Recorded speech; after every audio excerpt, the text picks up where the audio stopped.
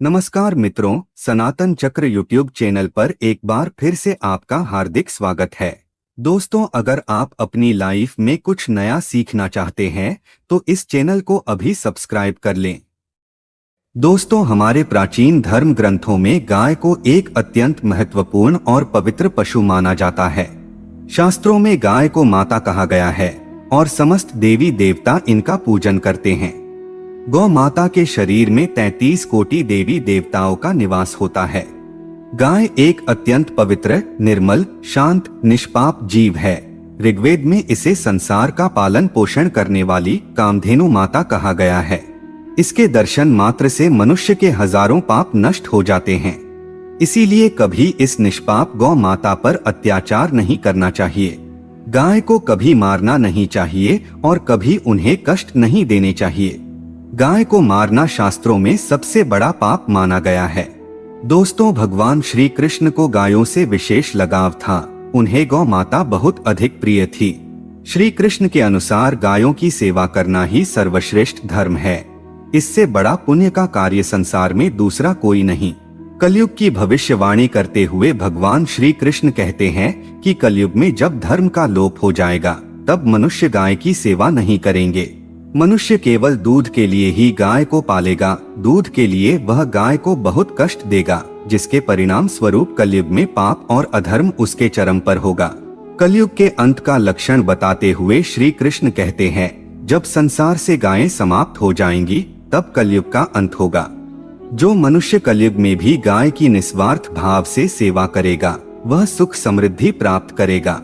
जो स्त्री रसोई में बनी पहली रोटी गौ माता को खिलाएगी वह सदा सुहागिन और सौभाग्यशाली रहेगी। जो लोग अपने घर में गाय से प्राप्त पंचगव्य को घर में रखेगा उसके घर में कभी दुख दरिद्रता नहीं आएगी।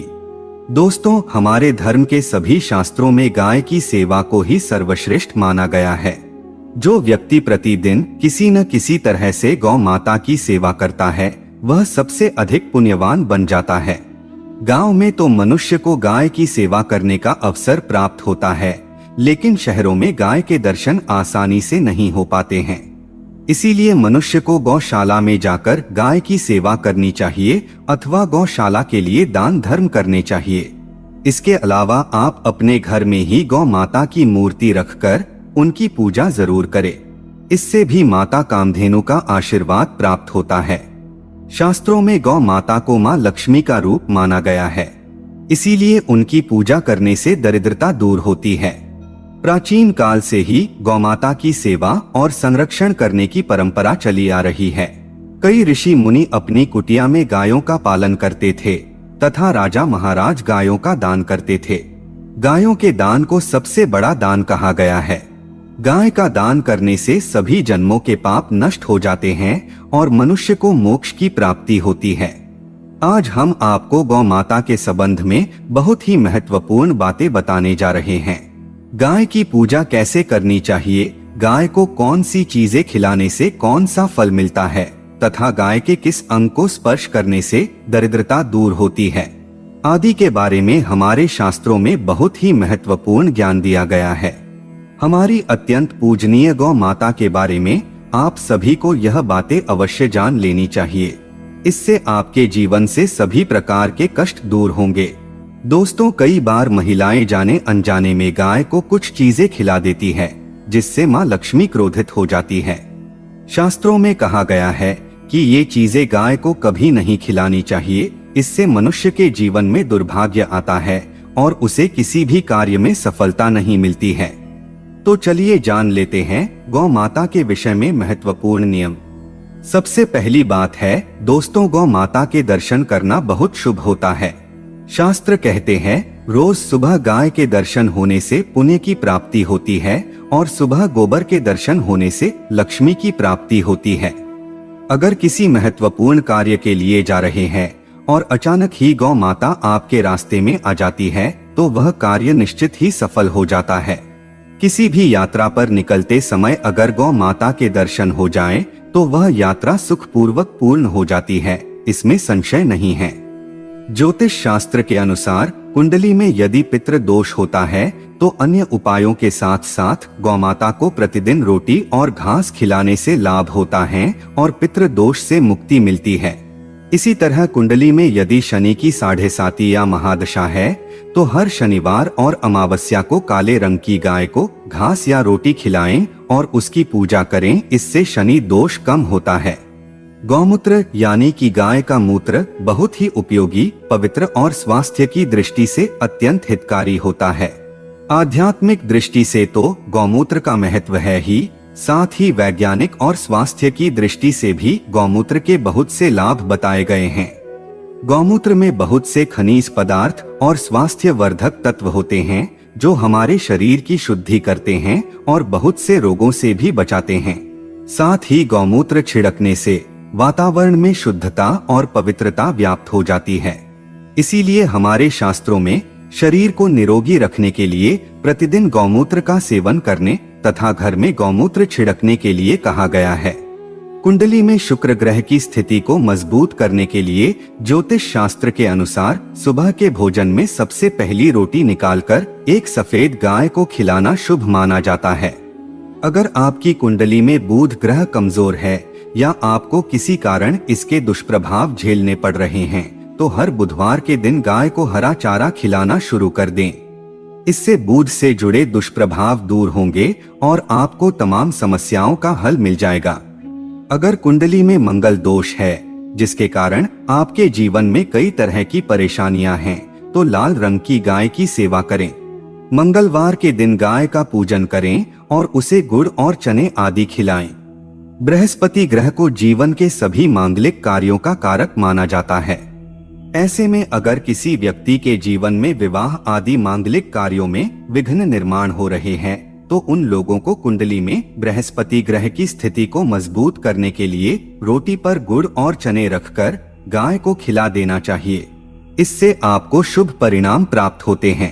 अगर घर में अशांति है, लड़ाई झगड़े होते रहते हैं तो घर में सुख शांति बनाए रखने के लिए घर के अंदर गाय के गोबर से बने उपले को जलाना चाहिए और उसका धुआं संपूर्ण घर में फैलाना चाहिए। इससे घर की नकारात्मक ऊर्जा नष्ट होती है और सकारात्मक ऊर्जा में वृद्धि होती है। गाय के दूध, दही, घी, गोबर और गौमूत्र से बनने वाले मिश्रण को पंचगव्य कहते हैं। पंचगव्य को पापनाशक कहा जाता है और हिंदुओं की एक धार्मिक विधि प्रायश्चित करने में इसका उपयोग किया जाता है। पंचगव्य को बनाने वाली सभी वस्तुएं अत्यंत उपयोगी होती हैं, जो स्वास्थ्य के लिए लाभदायक तो है ही, साथ ही औषधीय गुणों से भी भरपूर है। दोस्तों, अगर आपके द्वार पर गौ माता आती है तो उसे बिना रोटी खिलाए जाने मत देना, नहीं तो आपको दुर्भाग्य का सामना करना पड़ेगा, क्योंकि जिसके द्वार से गाय बिना कुछ प्राप्त किए लौट जाती है उसके घर से लक्ष्मी भी चली जाती है। प्रत्येक स्त्री को प्रतिदिन गाय के लिए एक रोटी बनानी चाहिए और प्रेम से गौ माता को खिलानी चाहिए। इससे गौ माता का आशीर्वाद प्राप्त होता है और मन की इच्छाएं पूर्ण होती है। कुछ लोग गौ माता को बासी भोजन अथवा जूठन खिला देते हैं, इसे शास्त्रों में पाप माना गया है। आप किसी अन्य पशु को खिला सकते हैं, लेकिन गाय को कभी जूठन नहीं खिलाना चाहिए। भूख लगने के कारण गौ माता उस अन्न को ग्रहण तो कर लेती है, लेकिन इसका पाप उस व्यक्ति को लगता है जो गौ माता को ऐसा बासी भोजन खिलाता है। गाय एक शाकाहारी और पवित्र पशु है, इसीलिए गाय के भोजन में कभी मांस, अंडे आदि चीजें नहीं डालनी चाहिए। ऐसा करने से महापाप लगता है।